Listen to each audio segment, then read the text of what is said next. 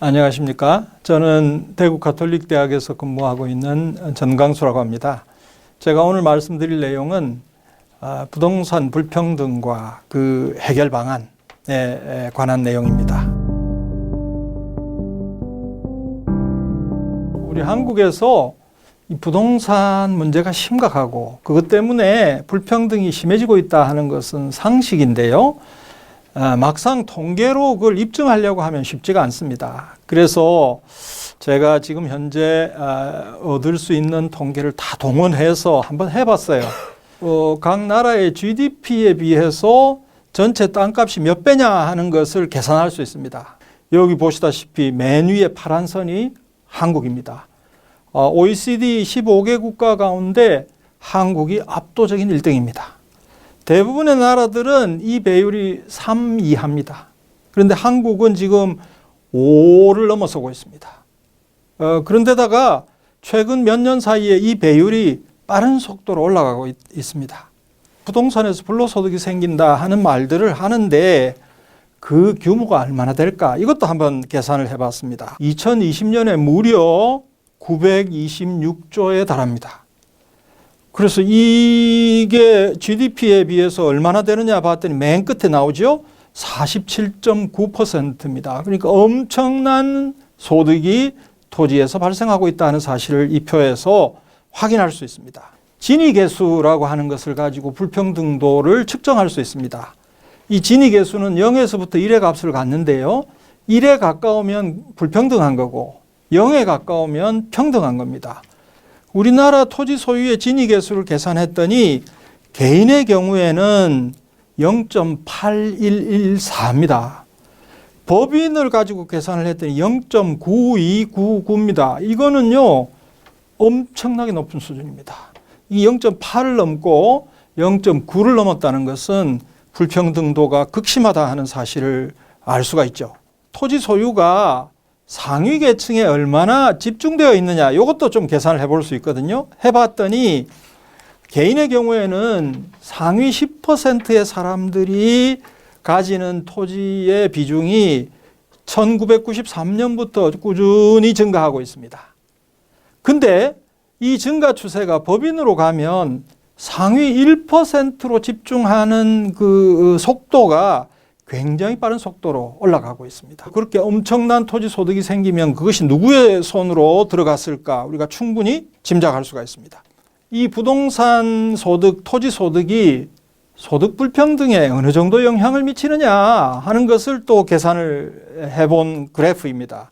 우리가 상식으로 알고 있는 소득하고 좀 달라요.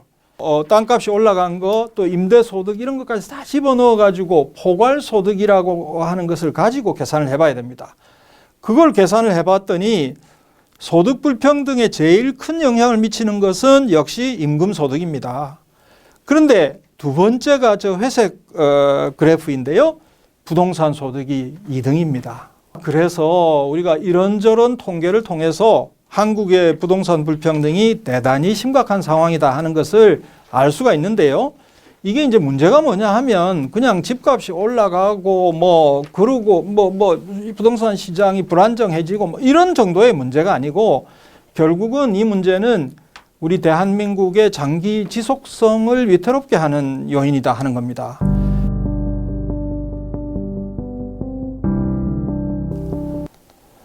자, 그래서 이 문제가 벌써 2014년, 15년부터 이제 시작이 됐는데 이 문재인 정부가 등장해서 이 문제를 해결할 걸로 우리가 다 기대했습니다.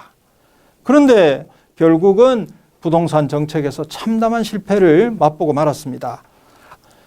이 우리 속에 갇혀있던 괴물을 이명박 박근혜 정부가 우리의 문을 열어줬어요. 그 문재인 정부가 출범할 당시에는 이제 괴물이 잠에서 깨어나가지고 우리를 뛰쳐나와서 이제 설치기 시작하던 때였습니다. 근데 그게 뭔지도 모르고 문재인 정부는 핀셋 정책 이래서 핀셋을 들고 괴물을 잡아 넣으려고 이렇게 했다는 겁니다. 그게 될 리가 없죠. 그리고 부동산 불평등을 해결하려면 보유세 강화가 필수적인데요. 이 문재인 정부는 이 정책을 의도적으로 외면했습니다. 그 증거는 여러 가지를 제가 가지고 있습니다. 그리고 부동산 정책을 좀 선제적으로 대응을 해야 되는데 뭐 투기 열풍이 불어가지고 온 나라가 떠들썩해지고 난리법석이 나고 난 다음에야 정책을 내놓는 사후 약방문식 대처로 일관했다 하는 겁니다. 그런데다가 이 보유세 정책은 장기적으로 지속해야 되는 근본 정책입니다.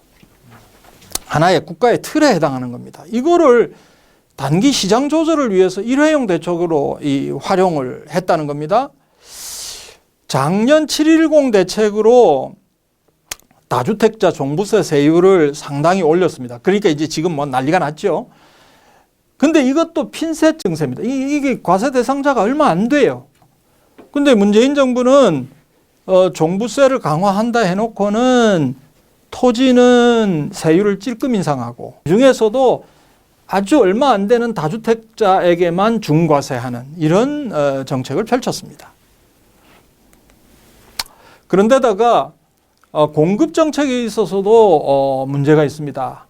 문재인 정부가 부동산 시장 만능주의자들은 문재인 정부가 공급에는 소홀하고 어쩌고 저쩌고 그래서 해결을 못했고 지금 문제를 해결하려면 공급을 확대시키면 된다라고 하는데 사실은 문재인 정부는 주택 공급 정책 열심히 했어요.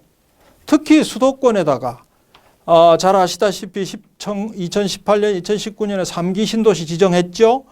그리고 2020년 8.4 대책에서는 이 수도권 도심 내 군부지나 공공기관 이전 부지 이런 것들을 전부 신규 택지로 집을 지어서 팔아넘기겠다는 정책을 또 발표했고요. 그리고 올해 2.4 대책에서는 서울에서 대대적인 개발 정책을 추진하겠다고 발표했습니다. 이 문재인 정부가 절대로 주택 공급 정책에 소홀했던 거 아니고요. 근데 이 주택 공급 정책이 다 문제를 일으켰어요. 3기 신도시 정책, LH 사태 그것 때문에 일어났죠. 군부지나 공공기관 이전 부지 이거 지금 집 지어서 팔겠다라고 하는 것은 우리 한국이 그렇지 않아도 국공유지가 아주 적은데 그 얼마 남지 않은 것까지도 팔아버리겠다 하는 정책 아닙니까? 그리고 서울에서 대대적인 개발 사업을 추진하겠다 했는데 그럼 지방은 어떻게 되냐고요. 안 그래도 이 지역 불균형 때문에 우리 한국이 심각한 상태이고 한 20, 30년 내에 지방에 30%, 40% 지방도시가 소멸한다 하는 이런 상황인데 수도권의 주택을 더 이렇게 대대적으로 공급해서 뭘 어떻게 하겠냐 하는 거죠. 그런데다가 이 주택 투기 열풍이 불 때는 주택 공급을 확대하는 정책은 부동산 시장을 안정시키지도 못해요. 왜냐하면 그냥 개발 사업이 이제 발표가 되니까 그걸 둘러싸고 새로운 투기가 또 일어나고 그러니까 집값 잡기 정책으로는 부적절하다. 잠깐 기다려야 된다. 실수요에 비해서 얼마나 부족하냐 하는 것을 측정해서 그때 하는 거지 지금 할 일은 아니다 하는 거죠. 자, 방금 제가 문재인 정부가 공급 확대를 소홀히 했다 하는 거짓말입니다. 이거 보십시오. 역대 정부의 수도권 아파트 공급 실적을 보면 문재인 정부가 제일 높아요. 그러니까 지금 문제의 원인이 공급이 부족해서 그렇다. 해결하려면 공급을 확대해야 된다. 전부 엉터리입니다. 자, 그렇다면 앞으로 이 부동산 정책을 어떻게 펼쳐야 되냐. 몇 가지 중요한 원칙을 제가 여기에 정리를 했는데요. 가장 중요한 것은 부동산에서 생기는 불로소득을 차단하고 환수하는 정책입니다. 제가 오래전부터 주장하고 있는 정책 철학은 토지 공개념인데요. 그것을 시장 친화적 방법으로 하는 것이 가장 합리적이다 하는 것이고요. 두 번째는 지역 균형 발전 정책을 급진적으로 추진하는 겁니다. 지금 가장 합리적이라고 생각합니다. 그래서 수요를 분산시켜야 합니다. 그게 해법이고요. 세 번째는 토지 보유세를 강화하는 겁니다. 현재 재산세, 종합부동산세를 활용해서 할 수도 있고요. 또 다른 세금을 사용해서 할 수도 있는데 저는 이번 기회에 이 국토보유세라고 하는 것을 도입하고 그 세수 순증분을 기본소득으로 지급하는 이 정책을 주장하고 있습니다. 그 밖에 양도소득세 이것도 문제가 많은데요. 이것도 불로소득을 상시적으로 환수할 수 있는 그런 제도로 정착시켜야 되고요. 이 토지보유세하고 양도세를 정비한다고 해서 불로소득이 안 생기는 거 아닙니다. 예를 들면 뭐 대장동 같은 사건이 안 생기는 게 아니에요. 그러니까 국지적으로 생기는 불로소득에 대한 대비책이 있어야 된다.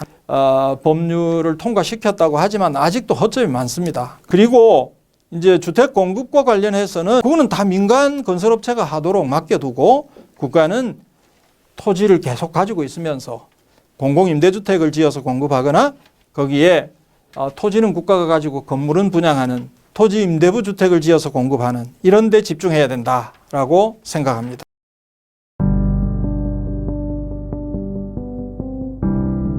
토지나 자연자원 그리고 환경 이런 것은 모든 국민의 공공재산이라는 성격을 갖고 있습니다. 물론 토지에 대한 사유재산권이 인정되고 있기 때문에 전부가 모든 국민의 것이다 이렇게 말을 할 수는 없지만 이런 측면이 있습니다. 그러니까 그것을 보유하고 사용하는 사람은 자기가 사용하는 만큼 그 가치에 비례해서 사용료를 공공에 납부하고 그 수입은 사회 구성원들에게 골고루 혜택이 돌아가도록 지출한다 하는 게 시장 친화적 토지공개념의 내용입니다. 우리 한국의 현행 헌법에도 토지공개념 조항이 있습니다. 대표적인 것이 122조인데요. 그게 너무 추상적이고 애매해서 위헌 시비가 일어요. 헌법 명시 시한을 거기 119조 3항을 신설하고 현행 122조를 좀 수정해서 토지공개념이 확실하게 이렇게 위헌 시비 없이 법률로 시행될 수 있도록 해야 된다 하는 거고요.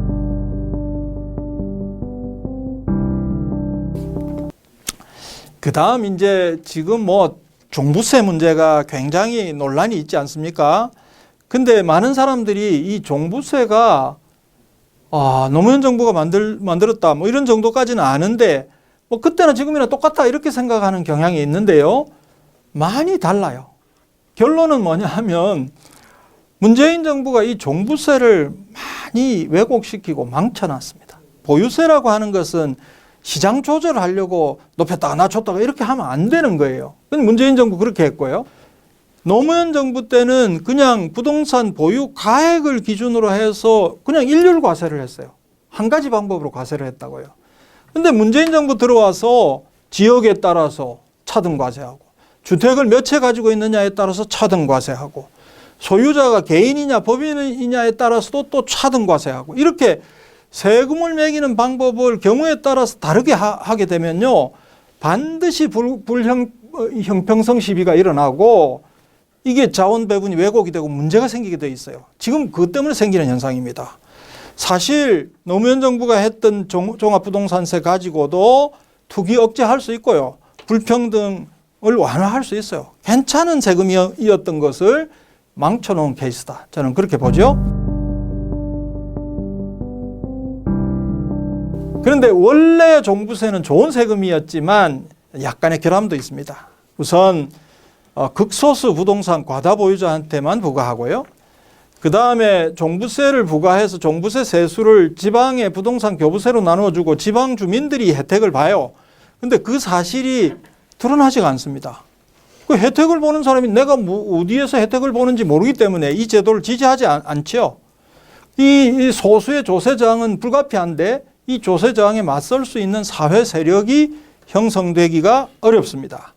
토지보유세는 경제학자들이 아주 최선의 세금이다 이렇게 평가하고요. 건물보유세는 이건 나쁜 세금이라고 평가해요.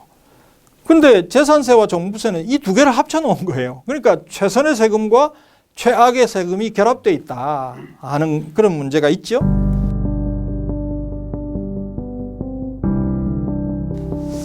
그래서 저는 차제에 이 보유세를 종합부동산세를 없애고 토지보유세 중심으로 가자. 근데 이름을 국토보유세라고 짓자. 근데 이거는 토지를 가진 모든 사람들에게 이제 부과하기 때문에 당연히 조세 저항이 일어나겠죠. 그러면 이 세금은 걷어서 재산세 토지분은 환급해주고 종부세 지금 걷고 있는 부분에 대해서는 떼놓고 세수 순증분을 가지고 모든 국민에게 n분의 1씩 기본소득으로 지급하자. 이걸 뭐 이름을 국토배당금 뭐 이렇게 부를 수 있겠는데 이렇게 지급을 하면 한 90% 이상의 국민들이 국토보유세 내고 국토배당금 받으면 이익이에요. 그 수혜를 입는 사람들이 90% 이상이라면 나머지 분들이 일으킬 조세 저항에 대해서 강력한 방파제의 역할을 할 수 있다. 사회 세력이 자연스럽게 형성된다 하는 그런 장점이 있습니다. 자, 그래서 현행 종부세와 국토보유세를 비교한 건데요. 이건 뭐 이론적으로 볼 때 국토보유세가 현행 종부세보다 월등하다 하는 것을 여러 가지 측면에서 확인할 수 있고요. 시뮬레이션을 해보니까 자기가 가지고 있는 토지 가치에 대해서 1% 세율을 정해서 매기게 되면 그 세수 순증분이 32조 9천억 정도가 생깁니다. 그래서 이걸 이제 세수 순증분을 기본소득으로 나누어주고 어쩌고저쩌고 하게 되면 누진세로 설계하게 되면 90%가 넘습니다. 제가 2017년에 계산한 바에 따르면 95%가 순수의 가구가 된다 하는 그런 결과가 나왔습니다. 그 다음 국토보유세 세수 순증분을 나누어주면 금액이 그렇게 크지 않아요. 그러면 기본소득이라고 이름을 붙여놓고는 이건 너무 금액이 적지 않냐, 이런 어떤 의문도 제기될 수 있고요. 그 다음 어쨌든 내가 기본 국토배당금을 받지만 내 세금 안 내던 거 내야 되잖아. 이 세금 내야 된다는 것 때문에 아주 불쾌하게 여기는 분들이 나올 수도 있습니다. 그래서 이 문제도 해결할 수 있는 방안을 만들어 놨죠. 그래서 어떻게 하느냐, 세련된 접근 방식, 첫 번째는 국토보유세 내고 그 다음에 2단계로 국토배당금을 받고 이렇게 하지 말고 한 번에 하자. 그래서 국토보유세와 국토배당금 플러스 마이너스를 해서 플러스가 되는 사람은 이제 보조금을 받고, 마이너스가 되는 사람은 그만큼 세금을 내고, 이런 식으로 하게 되면 사실은 마이너스 소득세 방식이라고 밀턴 프리드만이라고 하는 우파 경제학자가 제안한 방법이에요. 이거 뭐 활용하면 되지 않겠나 하는 거고요. 그 다음에는 이 국토배당금을 그때그때 현금으로 주지 말고 연금 보험을 하나 만들어서 보험료로 이렇게 대납을 해주자. 그래서 한 10년이고 20년 지나고 나면 모든 국민이 다 그 연금을 받을 수 있도록 만들어주자. 이것도 뭐 한 가지 방법이다. 그러니까 국토보유세 세수 순증분을 푼돈으로 나눠주고 끝내는 그게 아니다. 이런 대안을 우리가 생각해 볼 수 있겠습니다. 사실 우리 한국의 양도소득세는 아주 누더기 세금입니다. 이건 양도소득세는 부동산 불로소득을 환수할 수 있는, 상시적으로 환수할 수 있는 수단으로 정상화시켜야 합니다. 주택수 기준으로 과세하는 것은 여러 가지 왜곡을 일으키고 형평성 시비를 일으키니까 그건 하지 말고 단 양도세의 경우에 최고 구간을 신설하자. 그래서 거기에 대해서는 한 60% 정도의 높은 세율을 매기자. 그리고 전체 과세 체계는 부동산 가액 기준으로 가자. 이렇게 하면 이 차등과세가 가지고 있는 문제점을 해소하면서 또 불로소득도 상당히 환수할 수 있다 하는 거죠.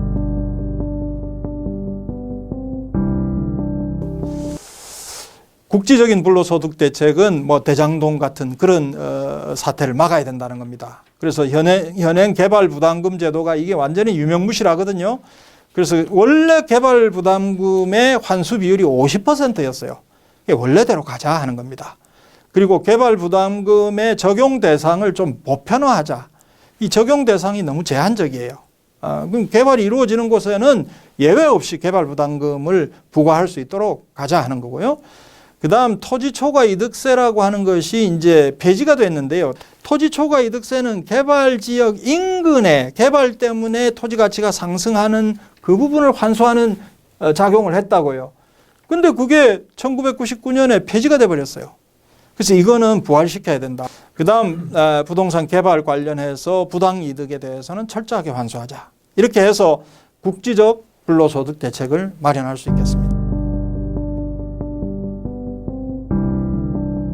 우리나라 국가의 주택 공급의 패러다임을 근본적으로 바꿔야 합니다. 왜 그러냐 하면 국가가 민간의 사유지를 강제 수용해가지고 그 땅을 뭐 이 공공택지로 조성해서 건설업체에 팔아먹고, 아니면 자기가 직접 지어서 땅하고 건물을 팔아먹고, 그러니까 이 땅 장사, 집 장사를 계속 해왔어요. 수십 년간. 물론 명분은 있죠. 그 돈으로 공공임대주택을 지었다 하는데 지금 한국의 공공임대주택, 명실상부한 공공임대주택의 재고 비율이 5%도 안 돼요. 4몇 %밖에 안 된다고요. 그럼 뭐 했냐 이거예요. 수십 년 동안.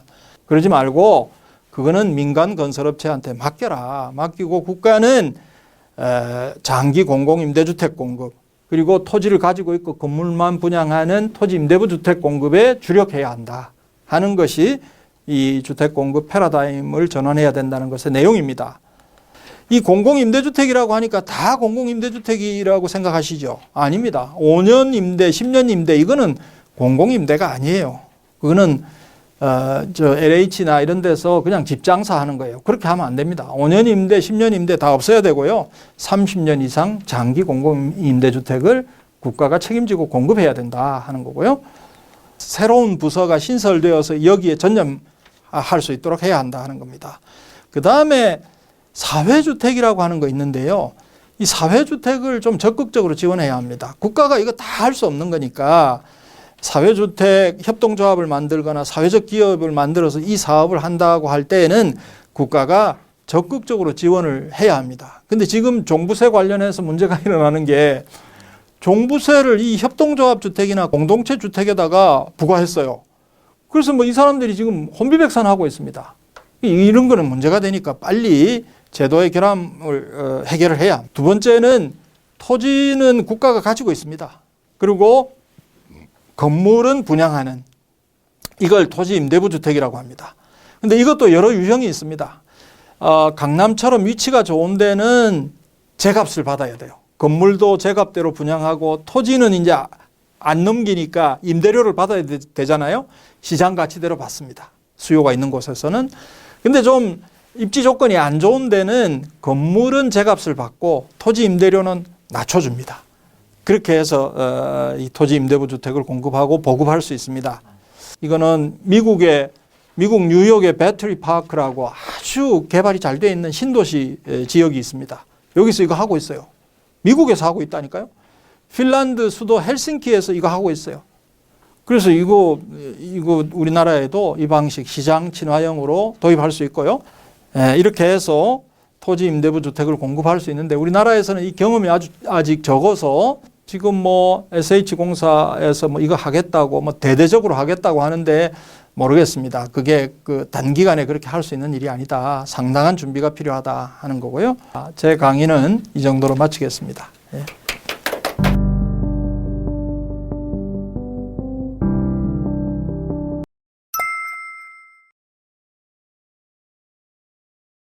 보유세는 부동산 시장을 안정시키는데 매우 중요한 필요 조건입니다.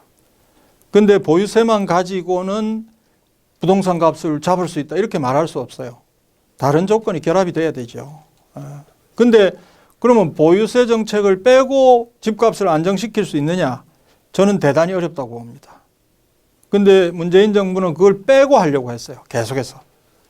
그러니까 실패한 거 아니냐 이렇게 보는 것이죠.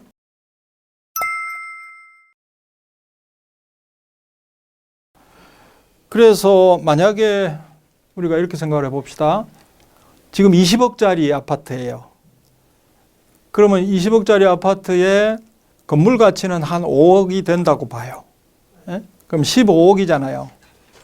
토지 가치는. 15억의 1%를 매기면 얼마인가요? 1,500만 원이죠. 그죠? 네, 1,500만 원이고 그 다음에 모든 이제 부동산에 대해서 이런 식으로 과세를 하게 되면 땅 가치의 한 1% 정도를 세금으로 내는 거죠. 나머지를 가지고 n분의 1로 나누어 줬을 때 최고 순수회액이 이거는 이제 세대당으로 계산한 겁니다. 원래는 국토 배당금을 1인당 지급하는데요. 세대 인원수까지 감안해서 봤을 때 최고 순수회액이 125만 원 정도 되죠. 세율을 이 토지 가치가 많을수록 높은 세율을 부과하게 되면 이게 이제 최고 순부담액은 확 올라갑니다. 올라가고 최고 순수회액 금액도 이제 증가하죠.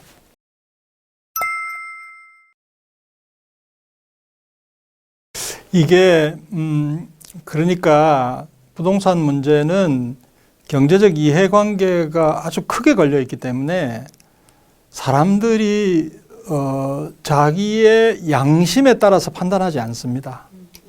그거는 뭐 많이 가진 사람이건 아까 말씀하셨듯이 노동자건 그 양심의 투명한 어떤 그 작용이 작동하기 어려운 주제예요. 그래서 정책 대안이나 이런 것들이 선명하지 않아서 생기는 문제가 아니고요. 받아들이는 사람들의 생각이 복잡한 거예요. 가만히 있어봐. 저거 하면 어떻게 되지? 뭐 계산을 하는 거예요. 이 대안이 옳으냐 그러냐 그것만 가지고 판단하면 뭐 분명하지요. 뭐 따질 게 뭐 있습니까? 뭐 기본소득으로 연결시켜서 복잡하다. 뭐가 복잡합니까? 토지보유세 걷어서 그 국토에 대해서 동일한 권리를 가지고 있는 사람한테 나눠주자는 건데 뭐가 복잡해요?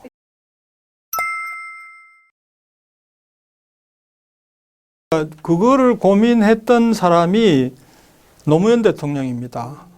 그 사람 노무현 때 뭐 했나? 아무것도 한 거 없어요. 장기 공공 임대주택의 재고 비율을 20%까지 끌어올리겠다 그랬습니다. 만약 그 정책이 포기되지 않고 지금까지 왔으면요, 집 걱정 없어요. 지금 4.4%인데요. 장기 공공 임대주택 제대로 연간 10만 원씩 계속 10년만 해보세요. 예?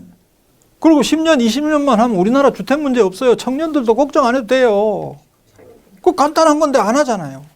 그러니까 안 하는 이유는 여러 가지가 있는 거죠.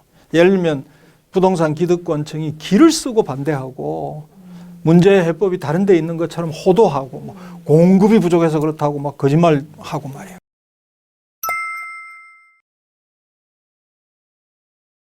이거는 못 건드리는 것 같아요. 예, 이건 못 건드리는 것 같고, 기껏 이제 고가주택, 그죠? 이번에 뭐 9억 이상에 대해서는 매긴다 이랬다가 이제 그 12억으로 올렸잖아요. 그 정도 하고 있는 거고요. 양도소득세 세율이 지금 뭐 45%인가 이거밖에 안 되니까 최고 구간을 정해서 세율을 60% 정도로 하자. 그래서 양도소득 많이 얻는 사람은 세금 많이 내라는 거예요. 그 구간에 대해서는. 그렇게 만들면 왜곡이나 형평성 시비도 줄이고 불로소득도 환수하고 그렇게 할 수 있는 거 아니냐. 그래서 그게 이제 양도소득세 정상화다. 저는 그렇게 보죠.